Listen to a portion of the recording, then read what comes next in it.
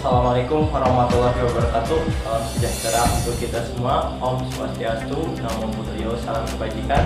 Sebelumnya perkenalkan, nama saya Ricky Andrian dari Prodi Ilmu Politik, Fakultas Ilmu Sosial dan Politik Universitas Siliwangi. Di sini saya akan memaparkan tentang perbedaan sistem pemerintahan presidensial dan sistem pemerintahan parlementer.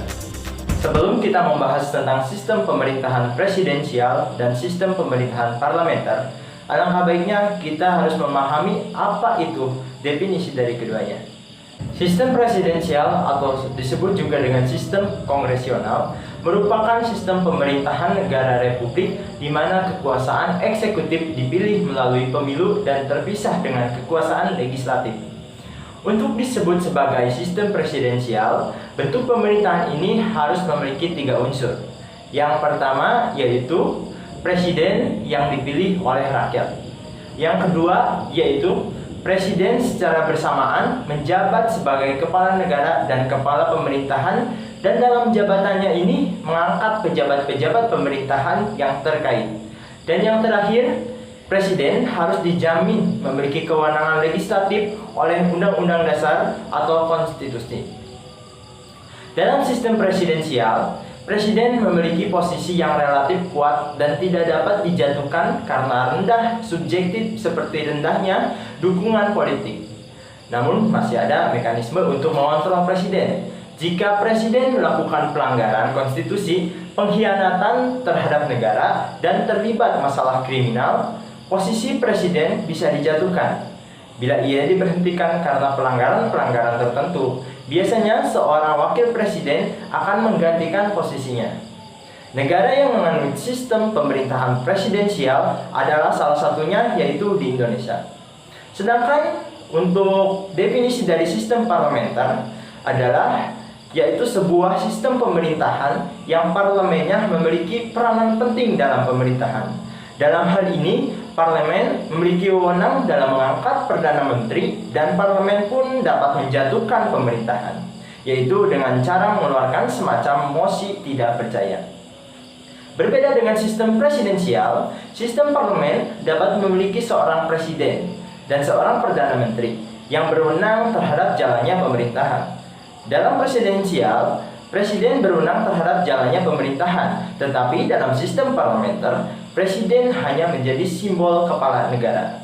Negara yang menganut sistem pemerintahan parlementer adalah Inggris, Jepang, Belanda, Malaysia, Singapura, dan sebagainya. Tadi telah dijelaskan tentang definisi dari sistem pemerintahan presidensial dan sistem pemerintahan parlementer. Untuk selanjutnya, saya di sini akan memaparkan tentang ciri-ciri dari kedua sistem pemerintahan tersebut. Yang pertama, saya akan membahas tentang ciri-ciri sistem pemerintahan presidensial, yaitu yang pertama, penyelenggara negara ada di tangan presiden. Jadi, presiden punya peranan sebagai kepala negara dan kepala pemerintahan. Presiden tidak dipilih oleh parlemen, tapi dipilih langsung oleh rakyat melalui pemilu yang punya asas langsung, bebas, rahasia, umum, jujur, dan adil. Otomatis presiden langsung bertanggung jawab ke rakyat. Yang kedua, kabinet atau staf menteri dibentuk oleh presiden. Kabinet tidak bertanggung jawab ke parlemen atau legislatif, karena kabinet cuma bertanggung jawab ke presiden. Yang ketiga, presiden itu tidak bertanggung jawab kepada parlemen karena dia tidak dipilih oleh parlemen, tapi dipilih oleh rakyat. Yang keempat, presiden tidak bisa membubarkan parlemen seperti di sistem parlementer. Yang kelima, parlemen punya kekuasaan legislatif dan punya jabatan jadi lembaga perwakilan. Karena ini adalah lembaga perwakilan, anggotanya dipilih oleh rakyat. Yang keenam, presiden tidak ada di pengawasan langsung parlemen. Dan berikutnya adalah dari ciri-ciri sistem parlementer. Yang pertama yaitu sistem pemerintahan parlementer dikepalai oleh seorang Perdana Menteri sebagai kepala pemerintahan, sedangkan kepala negara dikepalai oleh presiden atau raja. Kekuasaan eksekutif presiden ditunjuk oleh legislatif, sedangkan raja diseleksi berlandaskan undang-undang. Yang selanjutnya yaitu Perdana Menteri memiliki hak prerogatif atau hak istimewa untuk mengangkat dan melepas menteri-menteri yang memimpin departemen dan non-departemen. Yang ciri-ciri yang selanjutnya yaitu menteri-menteri hanya bertanggung jawab kepada kekuasaan legislatif. Dan yang selanjutnya, kekuasaan eksekutif bertanggung jawab kepada kekuasaan legislatif. Kekuasaan eksekutif dapat dijatuhkan oleh legislatif. Dari kedua sistem tersebut pastinya memiliki keunggulan dan kekurangannya masing-masing. Saya di sini akan menjelaskan tentang apa sih keunggulan dari kedua sistem tersebut dan apa kekurangan dari dua sistem tersebut. Yang pertama yaitu keunggulan dari sistem pemerintahan parlementer. Keunggulannya yaitu pembuat kebijakan dapat ditangani secara cepat karena terjadi penyesuaian argumen antara eksekutif dan legislatif. Hal ini karena kekuasaan eksekutif dan legislatif berada pada suatu partai atau koalisi partai. Garis tanggung jawab dalam pembuatan dan pelaksanaan kebijakan publik itu jelas. Beradanya pengawasan yang kuat dari parlemen terhadap kabinet sehingga kabinet menjadi berhati-hati dalam menjalankan pemerintahan. Untuk kekurangan dari sistem pemerintahan parlementer yaitu adalah salah satunya yaitu posisi badan eksekutif atau kabinet sangat bergantung pada mayoritas dukungan parlemen sehingga sewaktu-waktu kabinet dapat dijatuhkan oleh parlemen.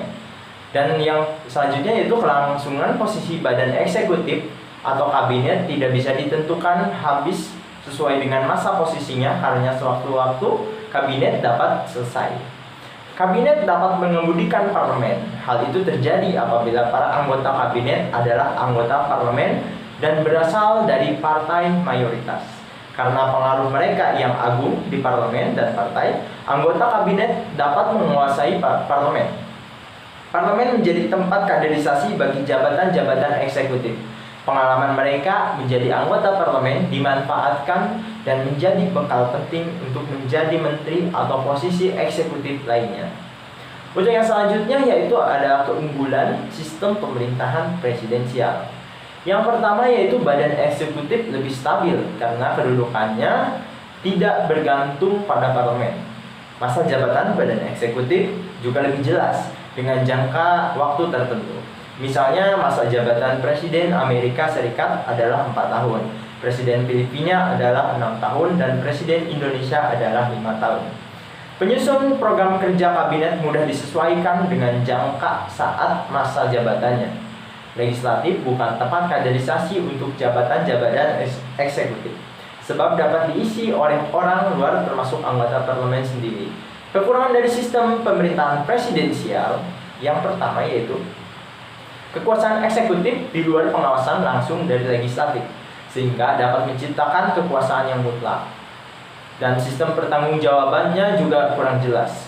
Pembuatan keputusan atau kebijakan publik umumnya hasil tawar-menawar selang eksekutif dan legislatif, sehingga dapat terjadi keputusan tidak tegas. Pembuatan keputusan memakan waktu yang sangat lama. Seperti itu.